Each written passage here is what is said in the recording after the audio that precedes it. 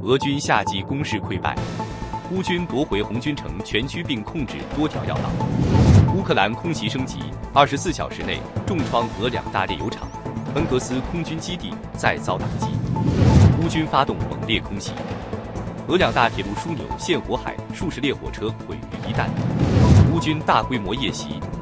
克里米亚火海连天，俄护卫舰被无人艇重创。俄罗斯航空业雪上加霜，14架 SJ-100客机报机身缺陷。乌军闪击东部前线托列茨克，成功夺回部分控制权。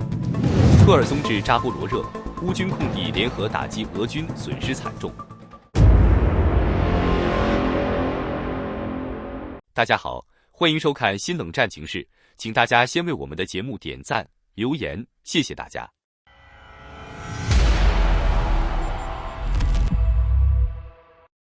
有推特账户老司机最新评论指出，俄罗斯的夏季攻势似乎在一夜之间化为乌有，乌军成功收复了红军城波克罗夫斯克 Pokrovsk 内的所有区域。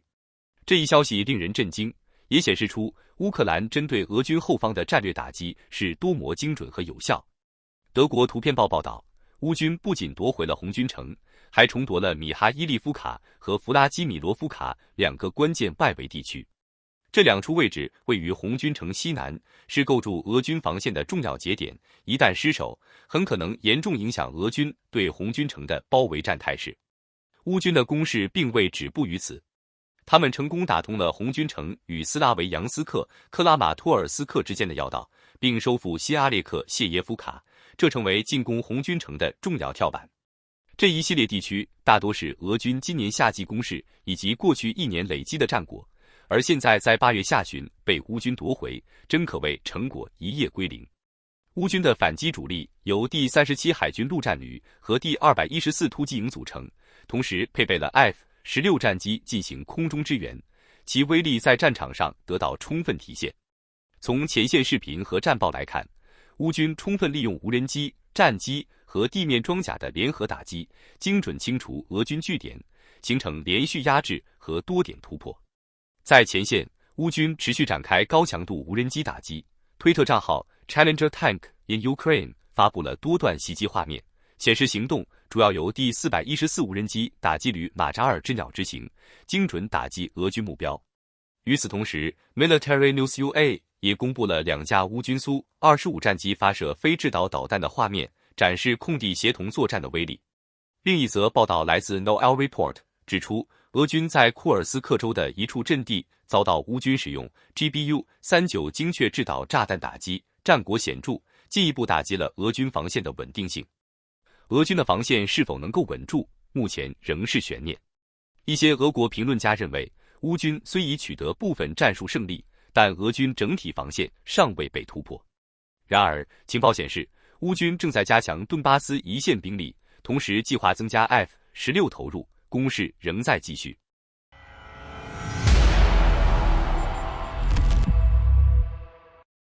乌克兰近日再度加大对俄罗斯关键能源与军事设施的打击力度，在短短24小时内接连袭击2座重要炼油厂，同时还对俄军的重要战略空军基地发动空袭。据开源情报防御者最新报道，当地时间8月28日深夜，乌克兰军方出动远程攻击无人机，对位于俄罗斯萨马拉州的新古比雪夫炼油厂发动了大规模打击行动。这一炼油厂是俄境内数一数二的能源核心设施，年产能高达790万吨，是俄罗斯能源命脉中的关键组成部分。据悉，乌克兰此次使用的是利乌蒂远程无人机集群。这种无人机在实战中已多次展现出精准打击和强大突防能力。尽管俄军防空系统迅速启动，试图拦截来袭目标，但最终未能成功阻止攻击。现场目击者拍摄的视频显示，其中一架无人机精准击中炼油厂核心区域，引发巨大爆炸，并迅速引起剧烈火灾。爆炸声在整个夜晚此起彼伏，当地居民称至少听到了17到20次爆炸声响，紧接着便看到工厂内部陷入一片火海，烈焰冲天。到天亮时，火势仍未得到控制，从数公里外依然可以清晰看到浓烟滚滚升腾。据俄方媒体报道，俄罗斯紧急服务部门紧急调集大量消防力量，赶赴现场展开灭火和救援工作，但火情一度失控，扑救异常困难。而就在几乎同一时间，乌克兰无人机还突袭了位于克拉斯诺达尔边疆区的阿菲普斯基炼油厂，该设施同样是俄罗斯重要的能源生产基地。现场画面中可以看到，目标被精准命中后剧烈爆炸，火球在夜空中腾空而起，照亮了大片区域，火势同样迅速蔓延。这两起几乎同步展开的打击行动表明，乌克兰已经在战术层面上形成了对俄罗斯能源基础设施的协同攻击能力。分析人士认为，乌克兰近期针对能源目标的袭击并非偶发行为，而是新一轮能源战战略的一部分。此前的袭击已经对俄方能源体系造成显著打击，使得俄罗斯整体产能下降约 17%， 直接影响了俄军的战争物资供给和前线作战能力。与此同时，乌军还对俄罗斯萨拉托夫州的恩格斯空军基地发起空袭。虽然目前有关此次袭击的具体战果尚未公布，但据周边居民反映，袭击发生时传出巨大爆炸声，附近区域一度陷入恐慌。恩格斯机场一直是俄军战略轰炸力量的重要部署地，今年上半年曾多次遭乌军袭击，其所属油库也在某次袭击中被击中，引发长时间火灾，燃烧持续超过1周。恩格斯基地的再次遭袭，表明乌军正在持续削弱俄军远程打击能力。这一基地的战略地位至关重要，是图95与图160战略轰炸机的驻扎点。这些轰炸机常用于对乌境内目标进行巡航导弹打击。乌军此举显然是希望通过打击其后方基地及补给系统，迫使俄军减少远程空袭频率，从而减轻乌克兰城市和前线的压力。只要俄乌之间真正的停火未实现，乌克兰将持续针对俄方炼油厂发动打击。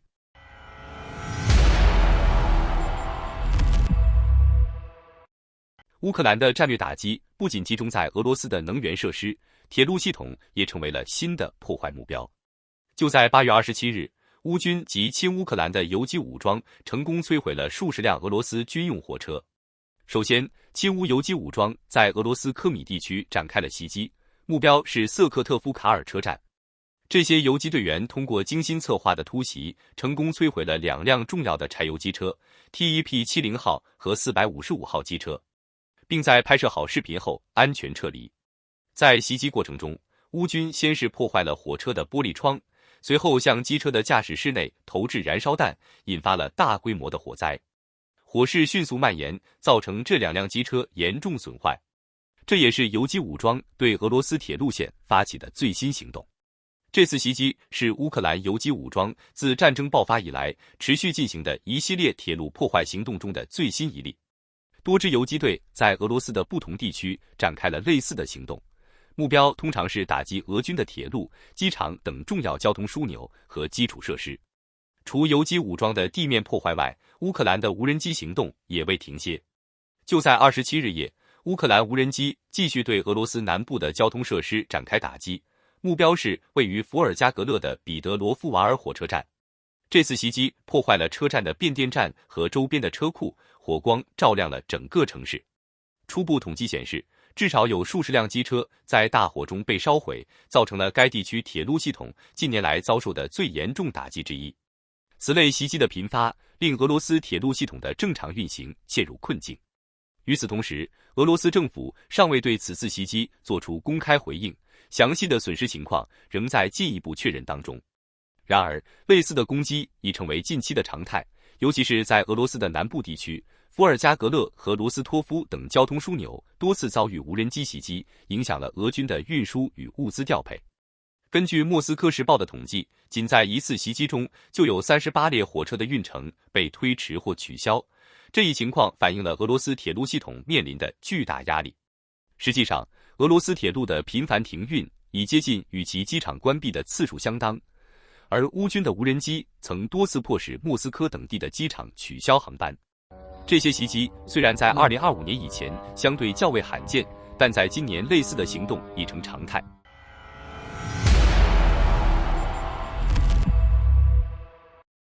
乌克兰在8月27日夜向克里米亚以及黑海周边水域发动了一场罕见的大规模联合攻势，整个战场瞬间被点燃。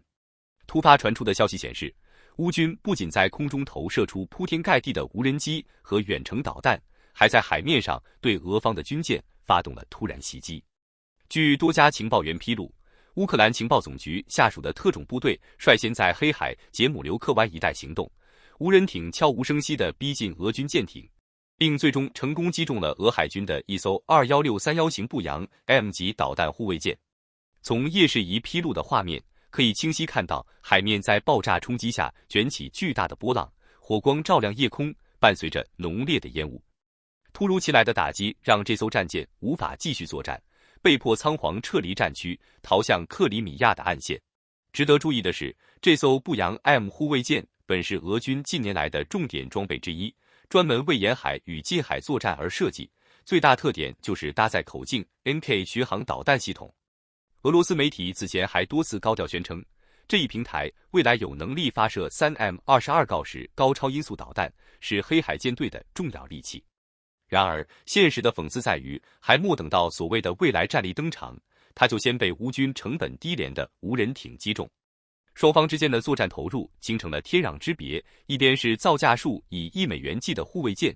一边是乌军相对廉价却极具威胁的无人艇。事实上，这已经不是乌军无人艇第一次创造惊人的战果。今年5月初，乌军无人艇就在黑海东北岸击毁了俄军的一架苏30战斗机，这是人类战争史上首次出现战斗机被无人艇击落的记录，直接刷新了现代战争的新篇章，也再次凸显出无人化武器在战场上的颠覆性力量。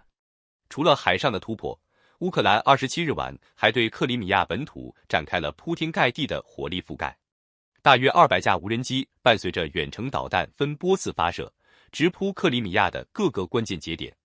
很快，在萨基、塞瓦斯托波尔以及新费多里夫卡等地就相继传出强烈的爆炸声，夜空中火光不断闪烁，震动了整个半岛。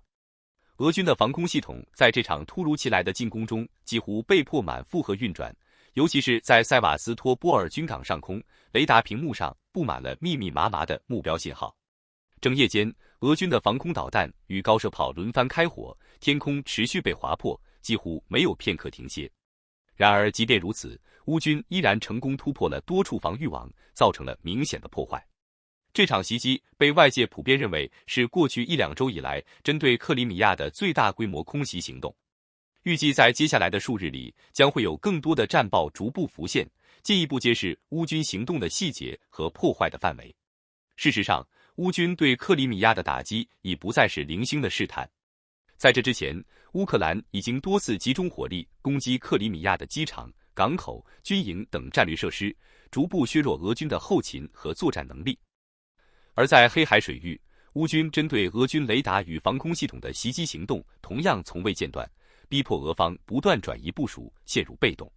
克里米亚原本是俄罗斯在黑海战局中的坚实后盾和补给枢纽，但在这轮持续不断的攻击下，它的战略价值正在急剧缩水。曾经被克里姆林宫视为稳固防线的半岛，如今正变成一块烫手的山芋，不但难以为俄军提供安全保障，反而不断消耗其兵力与资源，成为战争中的沈重负担。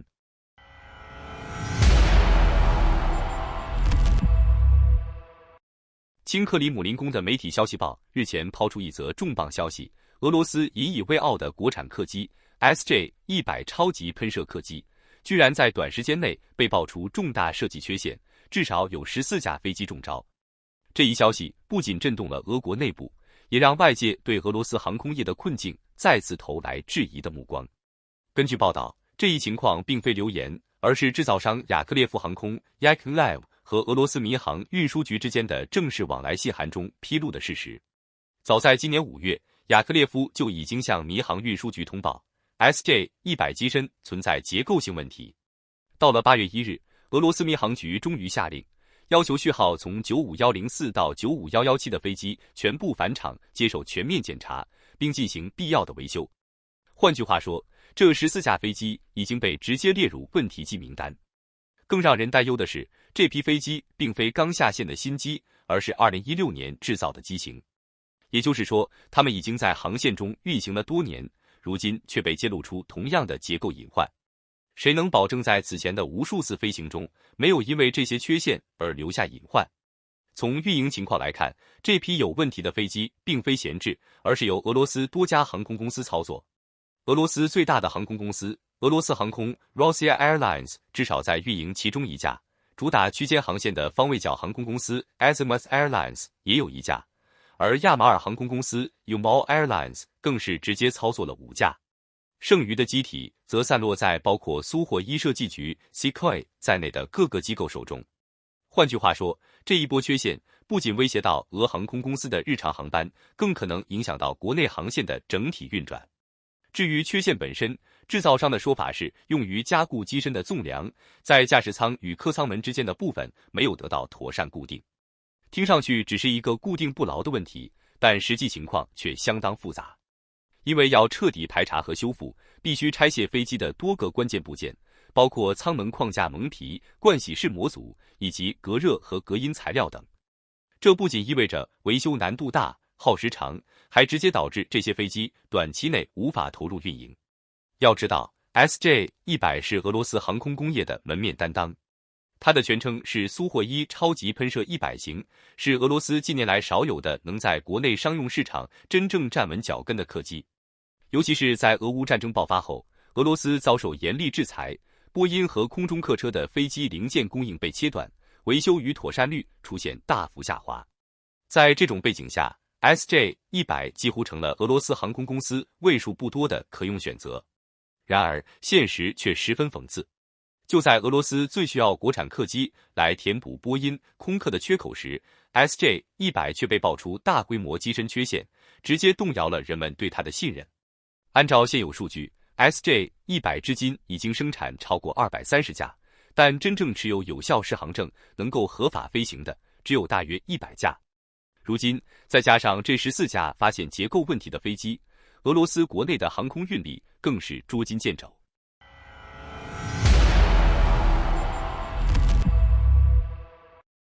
乌克兰东部前线再度传来震撼消息，多处战场在近日爆发了极为激烈的战况。乌军重新将美制 MRA-2 布莱德利步兵战车推上火线，在第聂伯罗彼得罗夫州沃罗内村一带对俄军阵地展开猛烈反击。与此同时，乌克兰第155旅传来战果，在清剿潜入波克罗夫斯克红军城郊区矿工区的俄罗斯特种部队时，乌军先派出无人机进行高空侦察，精准锁定俄军藏身的民宅。随后，一辆德制豹 2A4 主战坦克被直接调上前线，近距离开火，将整栋建筑彻底摧毁，歼灭所有敌军。乌军同时证实，东部城市托列茨克几乎已被战火彻底摧毁，城内大片建筑化为废墟。据悉，乌克兰狂怒突击旅下属的海啸工兵团在装甲车的支援下突入托列茨克，在一片废墟中对俄军展开反击。他们锁定俄军据守的旧游泳池建筑，果断引爆炸药，将整座据点摧毁。乌军随后成功夺回部分区域。更令人关注的是乌克兰特种作战部队的连环打击。在短短几天内，闪光无人机部队与库尔特小组以及第28旅第3侦察营密切协同，连续摧毁了大约10件俄军装备。战果包括6门火炮、2辆坦克以及多辆军用车辆，战果斐然，给俄军后勤与火力体系造成了沈重打击。从前线传出的画面与战报不难看出，乌军正在多条战线同时施压坦克、装甲车、无人机与特种部队互相配合，灵活机动，而俄军则在城市废墟与村庄残垣中节节抵抗，但损失正不断扩大。